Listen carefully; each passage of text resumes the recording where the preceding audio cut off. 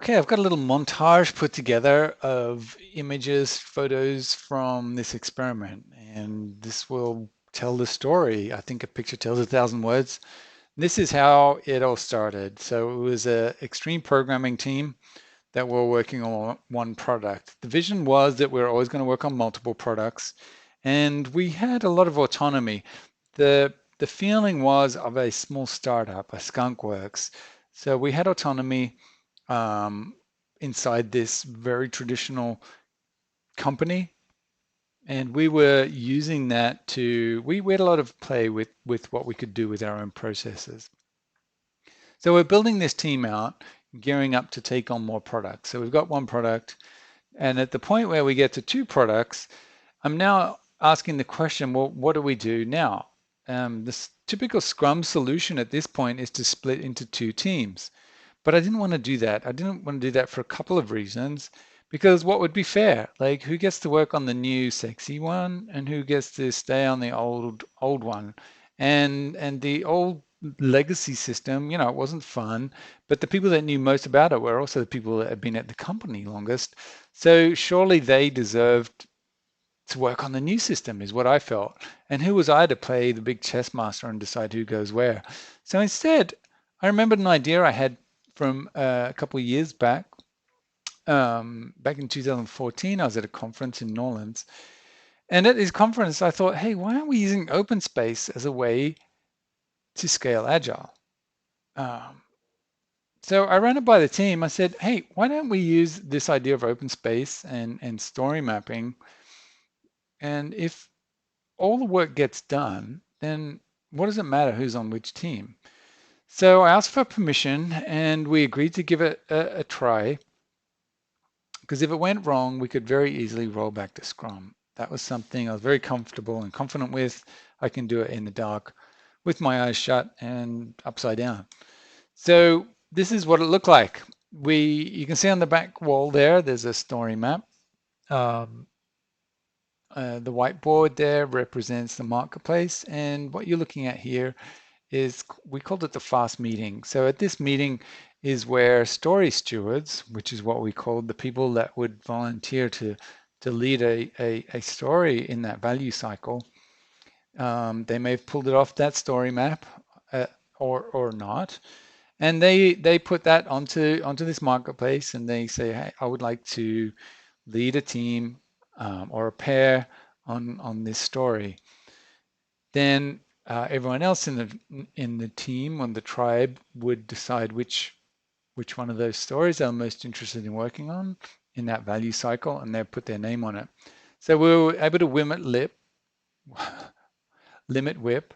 These were slots that represented the WIP limit. In fact, in this marketplace, we didn't even fill all the slots. So you don't have to fill all the slots, but this is what the marketplace board looked like. So we worked through that value cycle. We started with a 2-day value cycle. You can think of it as an iteration. In the early days, we called it an iteration until we realized that we weren't doing iterative development. This was a flow-based system. So when we got to this pause point in the iteration, this was closer to a stand-up than it was um, the end of a cycle. So we called this a value cycle. So at this point in the value cycle, we're checking in with each other as one large tribe or one team. You can do a demo if it's very quick, and that's what we're seeing here. So we're all checking in with each other. We're essentially closing out the value cycle and getting in sync. So once the value cycle is closed, we say, hey, we're all gathered together here. Why don't we kick off the next value cycle? So we clear the marketplace board and we essentially rinse and repeat. So this is what you can see here. Now, okay, this is a summary of what the system looks like. Well, we're going to represent work on a wall. We're going to have a meeting where teams form around the work. We meet back in 2 days and sync up again as a tribe with this idea of show and tell. And while we're all gathered, once show and tell is completed, let's rinse and repeat and do that all over again. The teams were dynamic, so we come into a fluid system. This is a great book on that topic by Heidi Helfand, which we learnt a lot from. And it allowed us to do things like this, where the fluidity of the team, so we were working on multiple products. If product one needed more attention than product two, then more people would be working over on product one or feature one in this image here. So we're able to flex on demand. This was the other book that really spoke to us, which was Team of Teams by General Stanley McChrystal. The image in the center on the left there, it's not a great image. Apologies, I took a photo from the book.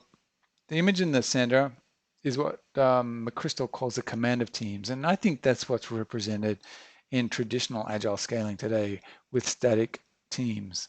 So because we did not have static teams, and neither does McChrystal in Team of Teams, you move to that image at the bottom there, which is a fluid network, and that's what we're able to achieve with dynamic reteaming in this system.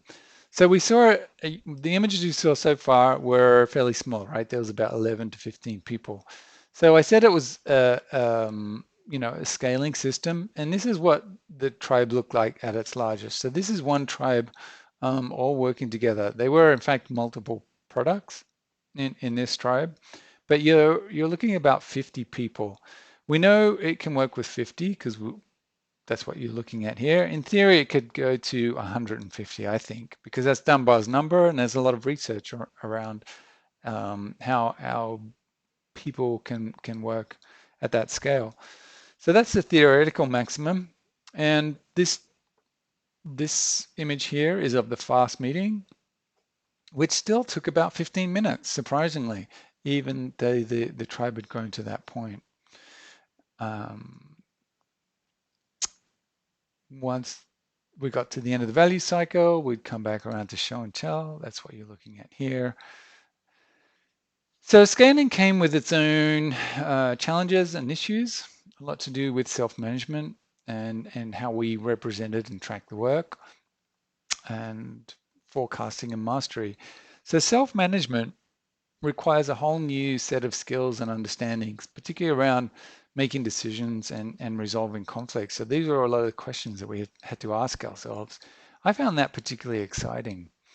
The other challenge we hit was around representing and tracking work. So if you remember, we said we were using story mapping. So story mapping worked when the tribe was small, but as the tribe grew larger, maintaining that story map it didn't work. So we said, hey, instead of putting everything on the story map, let's just keep the top level items on there. And we ended up calling it a feature map, and later on again, an opportunity map. Because it was, just imagine it's just the features that we have on this story map. And then the individual subcomponents of those features. So in traditional Agile, you call them stories. We ended up calling them work items. But these stories or work items would splinter off from this top level item. And I think this is one of the most exciting discoveries we made, this idea of feature mapping, which we then later on called opportunity mapping. It's going to be a story to itself. Watch this space, because it's a very exciting tool which can be used on its own with Scrum or any other agile method too, not just fluid scaling technology, which is what you're hearing about today.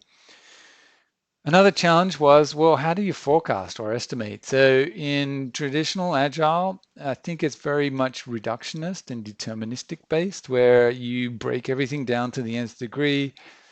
The teams that do the work estimate the work, and they break it down, and then they come up with a size estimate on all these small items. You sum those up, roll it up, and there's your estimate, and you're able to forecast. That's slow and tedious, and plus we didn't know who was going to be working on which item. So we said, hey, instead of going down that deterministic reductionist path, let's keep things at the top level. And I got this idea when I was reading The Wisdom of Crowds by James Sarawicki. Let's keep things at the top level and just use wisdom of crowds. So the image of the jelly beans there is we actually run a little experiment inside the company of saying, hey, how many jelly beans are in this container? And lo and behold, it came in with 5% accuracy. So we said, well, let's use that same concept of wisdom of crowds forecasting or estimation. This is what the tool looked like. There's a web app on the left and a mobile app on the right, responsive web app. And it's basically, hey, give me a guess. And we take all of the guesses and we average them. That's it. And so it's a very lightweight, quick way of forecasting and estimation. And that was really the goal, to keep things lightweight as much as possible. So with a tribe, how do we collaborate with, when we've got fluid teaming, was a big question. We did some training with Woody Zool. Woody's the father of mob programming, amongst other things. And the tribe took to mob programming like a duck to water. A team could work any way they wanted. They had that freedom and autonomy, but 90% of the teams from that point onwards all decided to do mob programming. So this is kind of what it looked like. There's two mobs working in that area there, and another mob.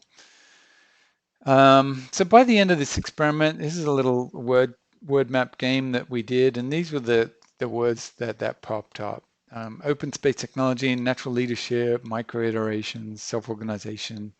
It was an exciting time until it wasn't. There were three factors that kind of killed the experiment. And these factors we worked out in hindsight. So you may have remembered I said we had a lot of autonomy to start. And that autonomy was granted to us by the CTO. So we were in a very traditional organization, and with the autonomy that we were granted, it created kind of a bubble inside that organization. And within inside that bubble, we were able to do these pretty radical things. While the rest of the organization, there was a lot of pressure on that bubble to conform with, hey, why aren't you doing the same way that everyone else is doing things? But we didn't want to, and so we were using that autonomy. When the CTO left, that bubble began to crumble slowly over time. Another factor was middle management. So when we started, the ratio of developer, engineer, tribe member to middle manager was pretty high. And later on, that changed to 1 to 8.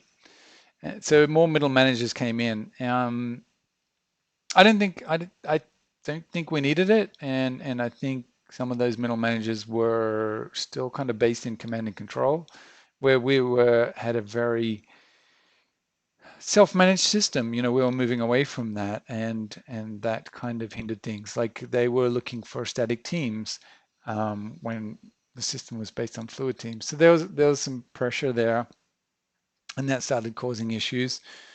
The third factor was we took on a team from the traditional part of the organization.